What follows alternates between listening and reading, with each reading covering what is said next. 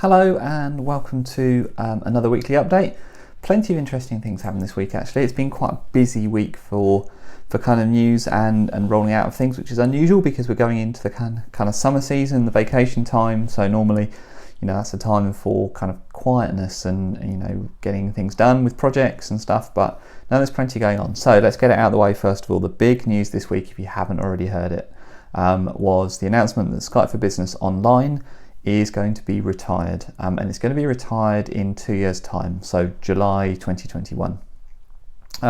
This does not affect Skype for Business Server. This is just the Skype for Business Online model. So that's been covered extensively elsewhere. I don't really want to talk about that now. I think it's kind of been on the cards probably for a while. This is the first time it's been announced, I know. But I think the clear direction of travel has been, to Teams, and I think this will actually make things clearer and less muddy, because you will have a very clear on-premises option in Skype for Business Server and a very clear cloud version in Microsoft Teams. And I think that's probably the right thing. I did a blog post this week though about specifically what this announcement means for developers. So these are developers who may have solutions running, contacting against Skype for Business Online infrastructure. So what does that mean for you? You can read the blog post, but actually the good news is there's, majority of things are unaffected. So all of the Skype for Business Server stuff is mostly unaffected. There are going to be some changes to code if you've got things that are on Skype for Business Online, but actually the bigger story here is kind of considering that if you're a organizational developer, so you work at a big company as in their development team, in their IT team, and you're writing line of business applications, and today you're on Skype for Business Online, then you really need to be kind of taking a look at where you need to be moving those applications over to Microsoft Teams in the next 2 years, because that is going to be the direction of travel that your organization likely takes. I've put some links as well in that blog post. I've put some links to kind of key resources you can use to upskill on Teams development. I've been talking about Teams development for a few years now, but I appreciate that if you are in one of those organizations that has not gone to Teams yet, or has only gone to Teams in pockets, and predominantly you are, let's say, Skype for Business Online, then this might be the first time that you kind of poke your head out and think, actually, I should really give this Teams development thing a bit of a look, because maybe this is coming up on my plate in the next 2 years. Well, there's loads of resources. You picked a really good time to come over, because there's loads of resources now for you. There's a dedicated landing page for developers. There's a dedicated page for line of business application developers. So I put all those links in the blog post, so go and check that out. Loads and loads of resource for you. Come and join us. Write business applications for Microsoft Teams. Teams is a great platform for development. I think you'll like it. There's plenty of opportunities, plenty of interesting and exciting things you can build. The extensibility options in Teams are huge and great, and they users love it as well. If you build the stuff into Teams, because when people migrate to Teams, they take all their workloads with them, and they spend much more time in Teams than they ever spend in Skype for Business. So if you can put decent applications there and use the extensibility points, your users will really enjoy that, and they'll be more productive, they'll be happier, they'll be more empowered. So all up a good thing. All right, so other things happening this week. There's a blog post talking about the Microsoft Healthcare Bot. So I've talked about the Microsoft Healthcare Bot quite a lot before. I did a series of blog posts quite a long time ago now, talking about the Healthcare Bot, how to install it, how to deploy it, how to get up and running. Now this is talking about partners who can build solutions that build on top of the Healthcare Bot, or that configure it in some way, take the base application, modify it, maybe feed it different information, integrate it into different systems, those sort of things in that healthcare space.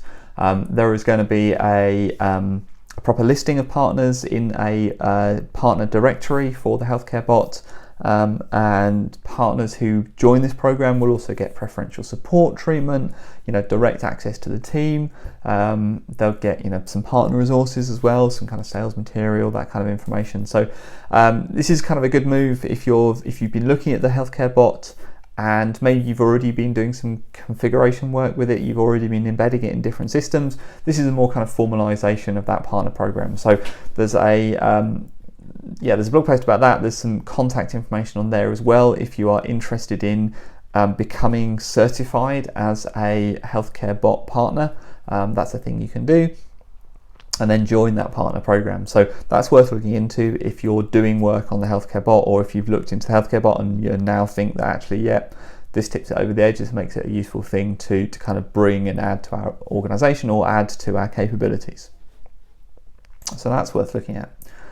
What else?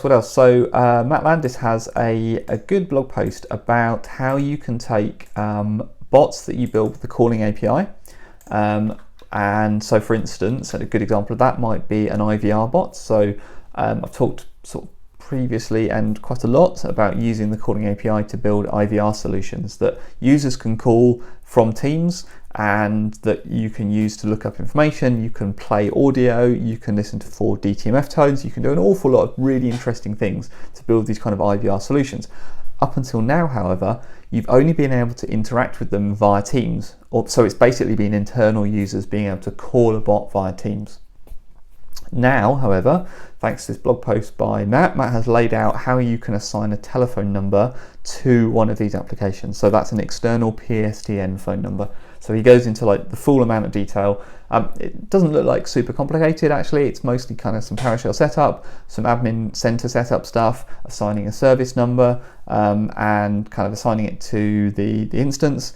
But he's got all the detail about exactly how to do that, the commands you need to run, etc., etc. So good blog post from Matt. So if that sounds useful, maybe you've got an IVR solution now, and actually it opens up the capabilities of what you could do, because now you could have a customer-facing IVR solution, maybe looking up, order numbers or customer information about a particular order or whatever else it is.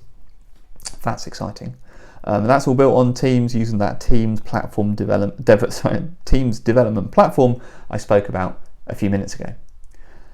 Finally, so 7 minutes in, I'm going to keep this under 10 minutes to give you back the rest of your weekend. Something a bit long form you can read this weekend if you have a chance, from the New York Times, a kind of op-ed piece, and its title is "With $1 billion from Microsoft, an AI lab wants to mimic the brain." So I thought that would be an interesting read. Actually, I thought it would be good to kind of see where Microsoft are making big bets in AI, because it's not just about kind of what Microsoft are doing in this space, it's where they're investing their money as well.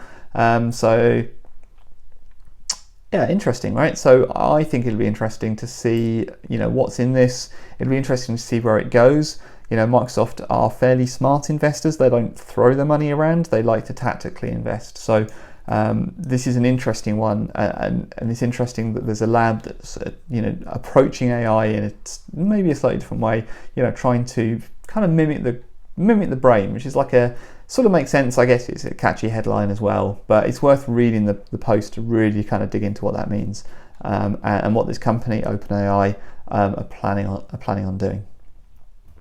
All right, that's everything from me. Have a great weekend. Have a great week next week. I will.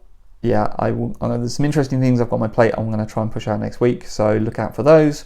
But I will speak to you again next time.